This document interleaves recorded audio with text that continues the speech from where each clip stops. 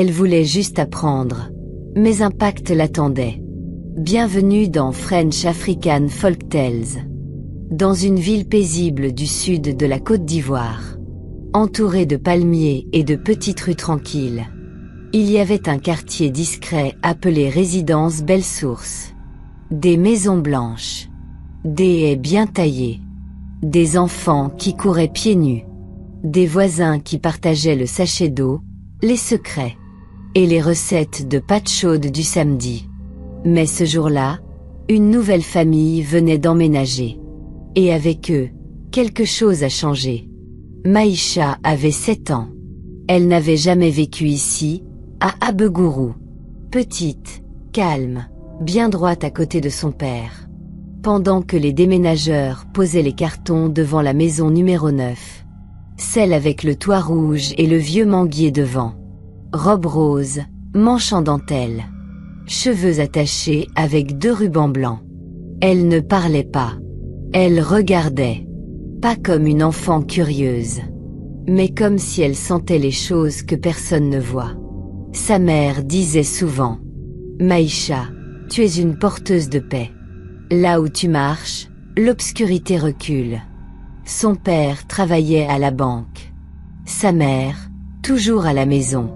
Douce, ferme, priante. Le genre de femme dont le regard suffit à calmer une pièce entière. Maïcha, elle, vivait avec 3 règles. Toujours dire la vérité. Jamais sortir sans prier. Ne jamais manger ce qu'on lui donne dehors, sauf si papa ou maman a vu. Le soleil tombait doucement. Quand un bruit est venu de la grille. Un coup. Puis un deuxième. Quelqu'un frappait. Une petite fille, même âge que Maïcha. Peau brune, regard vif, sourire grand comme midi. S'était approchée en courant. Salut. Moi c'est Elia. J'habite juste à côté, maison 8. Maïcha avait hoché la tête, doucement. Moi c'est Maïcha. On vient d'arriver. Ma maman m'a dit de te souhaiter la bienvenue, ajouta Elia. Elle fait de la sauce graine. Si tu veux venir goûter. Maïcha a souri, poliment. Merci. J'ai déjà mangé. Elia a rigolé. Tu vas à quelle école? Pas encore. Mes parents cherchent toujours. Tu devrais venir à école Sainte-Lumina. C'est la meilleure ici. C'est là-bas que je vais. Le nom est resté coincé dans la poitrine de Maïcha. Il y avait quelque chose dans la façon dont Elia l'avait dit. Trop net. Trop préparé. L'école Sainte-Lumina était belle. Des murs peints, des carreaux brillants. Des jardins bien taillés. Des maîtresses qui parlaient comme dans les feuilletons étrangers. À 10 minutes à pied de la résidence Belle Source. Un décor parfait. Presque irréel. Mais cette école avait une ambiance. Une culture bien à elle. Là-bas, les anniversaires ne se fêtaient pas discrètement. Non. Chaque élève apportait boissons, bonbons, sacs cadeaux. Les parents venaient parfois. On chantait. On tapait dans les mains. On prenait des photos. C'était la tradition. Le lundi suivant, Maïcha entra pour la première fois dans sa nouvelle classe. Cours moyen, première année. Son uniforme était neuf. Repassé. Impeccable. La maîtresse la présenta. Voici Maïcha. Elle vient d'arriver. Faites-lui bon accueil. Les 30 élèves ont applaudi. Leurs mains frappaient, mais leurs yeux regardaient. Trop curieux. Trop longtemps. La classe était belle. Lumineuse. Des dessins sur les murs, des livres bien rangés. Tout semblait parfait. Jusqu'à ce que Maïcha la voie. Une fille. Assise tout au fond. Muette. Ses cheveux attachés en 2 petites boules. Chaussettes blanches. Visage sans tache. Silencieuse comme une image. Elle s'appelait Déborah. Elle n'avait pas applaudi. Pas cligné des yeux. Juste regardé Maïcha. Et quelque chose. Quelque chose dans le cœur de Maïcha s'était resserré. Elia avait couru la rejoindre. « Viens, viens. Tu vas t'asseoir à côté de moi. » Le 3e jour à Sainte Lumina, Maïcha a commencé à remarquer des choses. Tout semblait normal. Dictée, mathématiques, leçons d'éducation civique. Mais dès qu'on parlait d'anniversaire, la classe changeait d'humeur. Le premier anniversaire qu'elle vit, c'était celui de Yannick, 10 ans. Sa mère est venue, avec des gâteaux, des jus, et des sachets à dessins animés. Tout le monde a chanté. Tout le monde a mangé. Maïcha, elle, a pris son sachet. Elle l'a rangé dans son sac. Elle l'a montré à sa mère le soir. Et elle n'a mangé que ce qu'on lui a permis. Sa mère avait hoché la tête, fière. Tu vois, tout n'est pas mauvais. Mais la sagesse doit toujours passer en premier. Mais cette nuit-là, Maïcha a rêvé de Yannick. Il était debout, au milieu de la classe. Sa bouche était ouverte. Mais aucun son ne sortait. Derrière lui, il y avait Déborah. Les jours ont passé. Sainte Lumina a repris son rythme. Chaleur, chansons, cahiers ouverts. Maïcha s'habituait doucement. Elle aimait l'expression écrite. Et les arts plastiques. Son écriture était propre. Ses réponses précises. Les maîtresses commençaient à la remarquer. Pas juste pour les notes, mais pour la manière dont elle se tenait. Calme, respectueuse, solide. Elia, elle, avait commencé à changer. Pas dans ses habits, pas dans sa voix, mais dans ses regards. Dans certaines phrases. Un matin, en marchant vers l'école, Elia lui a tendu un petit biscuit rond. Tiens. Maïcha l'a pris. Sans croquer. Merci. Je vais d'abord montrer à maman. Elia a froncé les sourcils. Encore ta maman? C'est juste un biscuit. Elle dit que même les choses simples peuvent cacher des secrets. Elia a haussé les épaules, agacé. Mais n'a plus rien dit. Le soir, Maïcha a posé le biscuit sur la table. Sa mère l'a observé, senti, puis sans un mot, l'a jeté à la poubelle. C'est Elia qui t'a donné ça? Oui. Reste attentive, ma fille. Un samedi ensoleillé. La famille d'Elia a invité celle de Maïcha pour un accueil en bonne et due forme. Ils se sont tous retrouvés sous le manguier. Boissons fraîches, beignets chauds. Musique douce en fond. Le père d'Elia, Monsieur Antoine, était un homme joyeux, bavard, plein d'histoires exagérées et de rires bruyants. Madame Anthony, la mère d'Elia, était chaleureuse et pleine d'attention. « Nous sommes si heureux que votre famille ait emménagé, dit-elle. Elia parle de Maïcha tout le temps. Les parents de Maïcha sourirent avec gratitude. Nous aussi, répondit sa mère. C'est toujours une bénédiction d'avoir de bons voisins. Mais à mesure que la conversation se poursuivait, la mère de Maïcha observait Elia. Par moments, la fillette semblait s'absenter non pas physiquement, mais intérieurement. Ses yeux devenaient vides, comme si elle n'était plus là. Puis, en une seconde, elle revenait, souriante, comme si rien ne s'était passé. Plus tard, ce soir-là, alors qu'elle tressait les cheveux de Maïcha sur la véranda, elle murmura « Elia est une gentille fille. » Mais, il y a quelque chose dans son regard. Comme si quelqu'un d'autre se cachait derrière elle. Maïcha, la voix basse, confia. « Elle m'a encore donné un biscuit aujourd'hui. Je ne l'ai pas mangé. » Sa mère hocha la tête, les doigts toujours dans les tresses. « Reste proche du Seigneur, mon enfant. Il y a une raison pour laquelle nous sommes ici. » Une nuit, Elia se réveilla en sueur dans sa chambre. Lentement, elle descendit de son lit et marcha vers son miroir. Ses yeux étaient vitreux. Elle n'était pas pleinement éveillée. Derrière son reflet, une ombre glissa. Elle n'avait pas de visage. Mais elle chuchota. Elle n'a pas mangé. Elia hocha la tête, toujours dans un état second. Réessaie. Je le ferai.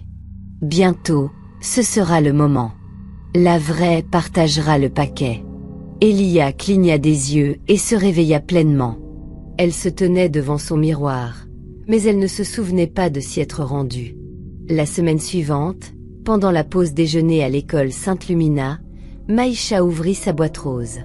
À l'intérieur, de l'igname bouilli et de la sauce pimentée, soigneusement préparée par sa mère. Elia s'installa à côté d'elle avec des biscuits industriels et une boîte de jus. « Pourquoi tu apportes toujours à manger de chez toi ?» demanda Elia. « Parce que maman dit que ce qui vient de la maison transporte la bénédiction de la maison. » Elia éclata de rire. « Tu parles comme une vieille dame. » Maïcha sourit calmement. « Maman dit ça aussi. » Une camarade de classe, Ruth, les entendit et s'approcha. « Maïcha, ta maman doit vraiment beaucoup t'aimer. »« Elle-même, » répondit Maïcha avec douceur. Elia ne dit rien. Quelque chose bougea en elle. L'amour. Elle se souvint qu'elle ressentait ça, autrefois. Avant les rêves étranges. Avant que ses doigts n'écrivent des mots incompréhensibles la nuit. Avant qu'elle n'obéisse à des voix. Le ciel au-dessus de Belle Source était d'une noirceur inhabituelle. Aucune brise. Pas une feuille ne bougeait.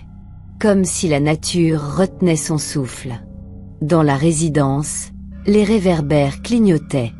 Les groupes électrogènes grommelaient. Les enfants étaient dans leur lit. Rideaux tirés. Prières chuchotées. Mais dans la chambre d'Elia, l'atmosphère était différente. Ses yeux étaient fermés. Ses mains jointes sur sa poitrine. Son corps immobile. Et pourtant, son esprit s'éveillait. À 2h06 du matin, Elia s'assit dans son lit, les yeux toujours clos. Son corps demeura immobile. C'était son esprit qui se levait. Elle marcha vers la fenêtre. Et traversa le verre comme une brume silencieuse. Elle n'était pas seule. D'autres enfants, dans différentes maisons de la résidence élèves de Sainte-Lumina, se levèrent aussi. Pieds nus. Yeux clos mais d'une lueur pâle. Ils convergèrent vers un espace sombre et vaste, une clairière qui n'existait pas dans le monde réel, entourée d'arbres sans feuilles, seulement des branches tordues comme des doigts noirs. Une brume froide flottait au-dessus d'eux. Ils se tenaient debout. Certains portaient leur uniforme scolaire. D'autres tenaient des poupées, des jouets, des objets familiers. Au centre, sur un trône de pierre, était Déborah. Ses yeux étaient plus perçants. Sa voix, plus grave. Quand elle parlait, tous les autres se turent. « Tous sont venus ?» demanda-t-elle. Un petit garçon avança. « Rita ne vient plus. » Pourquoi ? Elle va désormais aux prières du soir. Sa mère rogne son oreiller. Les lèvres de Déborah se pincèrent. Que cela vienne d'Emma alors. Donne-le à quelqu'un proche d'elle. Qu'il soit partagé. Ils murmurèrent en accord. Une autre fille s'avança. Ma sœur me réveille toujours la nuit. Elle chante des chants de l'église. Les yeux de Déborah se plissèrent. Gère sa voix. Juste la voix. Narrateur Flotiret-Badeiv cède. Madame Jules, la prof de maths. Elle doit perdre sa craie. Le pasteur dans mon église prie toujours trop fort. Ce garçon de 2 années qui n'arrête pas d'appeler Jésus dans ses rêves. Il parlait doucement. Mais les plans étaient lourds. Elia regarda autour d'elle et murmura. Parfois, je veux que... Les yeux de Déborah se tournèrent vers elle. Qu'est-ce que tu as dit ? Elia tressaillit. Rien. Déborah la coupa. Tu perds le fil. Remets-toi. Sinon, la prochaine fois, tu resteras hors du cercle. Elia hocha la tête baissée. Puis Déborah leva la main, et tous les esprits se dissipèrent, comme une brume au matin. Lève-toi. Il est 6h45. La voix de sa mère la sortit du lit. Elle s'assit, désorientée. Le soleil inondait la chambre. Elle se frotta les paupières. Je rêvais. Sa mère était déjà en train de préparer le petit déjeuner. Va te laver. J'ai préparé ton repas pour l'école. Elia marcha vers la salle de bain comme une somnambule. Elle fixa son reflet. Il n'y avait rien d'inhabituel. Pourtant, elle se sentait vide. Quand elle ouvrit sa boîte de déjeuner, quelque chose de nouveau s'y trouvait. Un chewing-gum rose.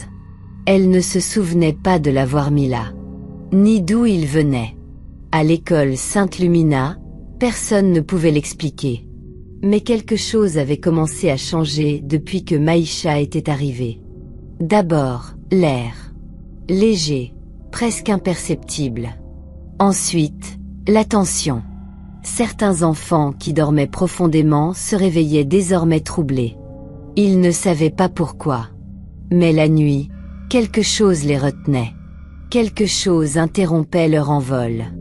Ce n'était pas une chose. C'était quelqu'un. Une fille. Qui ne comprenait pas ce qui lui arrivait. Une fille dont la mère répétait toujours « Dis tes prières, quoi qu'il arrive ». Maïcha était simplement Maïcha. Elle faisait ses devoirs. Elle priait avant chaque repas. Elle lisait les psaumes sur la véranda. Elle lavait ses chaussettes sans qu'on le lui demande. Mais dans l'endroit secret où l'obscurité se rassemblait, sa seule présence était comme de la fumée dans les yeux. Irritante. Intolérable. Cette nuit-là, les esprits se rassemblèrent à nouveau. L'arbre tordu se dressait au centre de leur forêt spectrale. Les ombres dansaient comme des lucioles. Et au milieu, assise comme une reine maudite, Déborah. Ses pieds ne touchaient pas le sol. Ses yeux luisaient d'un vert pâle. Le cercle était complet. Jusqu'à ce qu'Elia le rompe. Elle ne mange toujours rien, dit-elle. Même pas de moi. Un autre enfant siffla. On a essayé les biscuits, les bonbons. Un grand garçon ajouta. Elle prie même à l'école. Sa bouteille d'eau est couverte de versets bibliques. La voix de Déborah devint grave. Elle ne sait même pas ce qu'elle fait. Mais ça marche, murmura un des plus jeunes esprits. Elle a ruiné la mission qu'on avait confiée à Yannick. Il n'a plus pu rêver pendant 2 nuits après qu'elle l'a aidé avec ses devoirs. Déborah se leva. Alors, on en fait une mission. Elle entre, avant la pleine lune. Ou bien, on la fait taire. L'air s'assombrit. Comme si le ciel s'était vidé de toute lumière. Dans la réalité, le père d'Elia était assis sur le bord de son lit, massant sa poitrine encore douloureuse. Sa femme entra avec une tasse d'eau chaude au gingembre. « Tu as déjà dépensé plus de 100 000 francs ce mois-ci, dit-elle, inquiète. Allons dans un autre hôpital. J'en ai déjà fait 4, murmura-t-il. Je ne sais plus ce qui m'arrive. Dans le couloir, Elia observait. Elle se sentait étrange. Comme si quelque chose rampait en elle. Elle ne comprenait pas vraiment. Pas encore. Mais le moment où elle avait léché ce premier marshmallow en primaire, elle avait ouvert une porte. Et cette porte permettait à son esprit d'introduire la souffrance dans le cœur de son père, chaque semaine. Elle ne l'avait même pas décidé. Le pouvoir prenait ce dont il avait besoin. Depuis, les finances de son père s'épuisaient. Sa tension montait. Sa joie s'amenuisait. Tout ça pour que la porte reste ouverte. La maîtresse Nora était l'une des plus joyeuses à Sainte-Lumina. Des lunettes aux montures bleues. Elle chantait parfois en enseignant. Un après-midi, elle gronda Shuka, un garçon au visage doux, rarement bavard. Shuka faisait partie des enfants réunis la nuit depuis qu'il était en classe de CE1. Elle le surprit en train de déchirer des pages d'un cahier. « Donne ça !» ordonna Nora. « Tu iras t'agenouiller dehors pendant 1 heure. » Shuka ne réagit pas. Il se leva lentement, clignant des yeux, comme s'il comptait les secondes. Cette nuit-là, les esprits se rassemblèrent encore. Elle m'a humiliée, souffla Shuka à Déborah dans l'ombre. Déborah sourit doucement. C'est réglé. Le lendemain, Mademoiselle Nora arriva à l'école avec les yeux gonflés. Son mari était tombé, s'était frappé la tête. Leur générateur avait pris feu. Leur fils avait eu des convulsions. En fin de semaine, elle n'est jamais revenue.